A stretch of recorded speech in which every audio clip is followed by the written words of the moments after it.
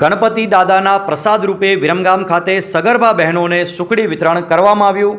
CMM Bharat દ્વારા આયોજિત કાર્યક્રમમાં વિચરતી અને વિમુક્ત જાતિના બાંધવોના વરદ હસ્તે સુખડી વિતરણ કરવામાં આવ્યું।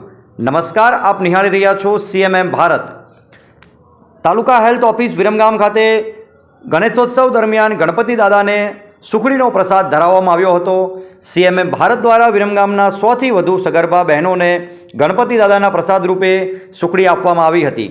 તાલુકા હેલ્થ ઓફિસ વિરમગામ ખાતે વિચરતી અને વિમુક્ત જાતિના બાંધવો તથા ઉપસ્થિત મહાનુભાવોના વરદ હસ્તે 20 સગર્ભા બહેનોને સુખડી આપવામાં આવી હતી અને બાકીના 80થી વધુ સગર્ભા બહેનોને આરોગ્ય કર્મચારીઓ દ્વારા ઘરે સુખડી પહોંચાડવામાં આવી હતી।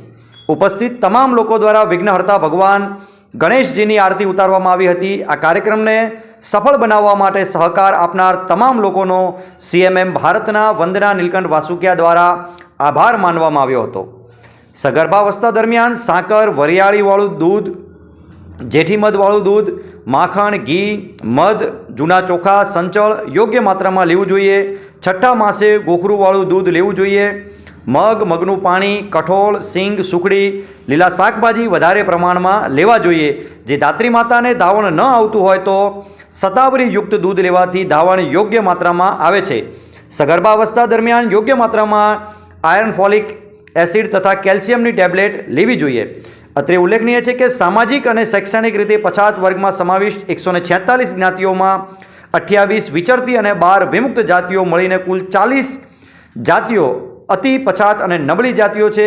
વિચરતી જાતિઓ રખડતું ભટકતું જીવન ગુજારવાને કારણે તેમજ વિમુક્ત જાતિઓનું બ્રિટિશ સરકારે 1871માં ગુનાગાર જાતિઓ જાહેર કરતા અને ત્યારબાદ તેઓને આઝાદ ભારત સરકારે સન 1952માં વિમુક્ત જાહેર કરતા તેમની પણ રખડતી ભટકતી જીવનશૈલીને કારણે તેઓ સામાજિક અને શૈક્ષણિક અને આર્થિક રીતે વધારે પછાત છે।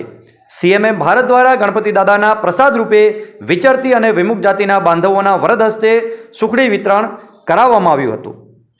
જો આપને આ વિડીયો પસંદ આવ્યો હોય તો આપ અમારી યુટ્યુબ ચેનલ સીએમએમ ભારત ન્યૂઝને સબસ્ક્રાઇબ કરશો, લાઇક કરશો, કોમેન્ટ કરશો અને આ લિંકને આપના મિત્રો સુધી શેર કરશો। સીએમએમ ભારત ન્યૂઝ સાથે જોડાયેલા રહેવા બદલ આપનો આભાર।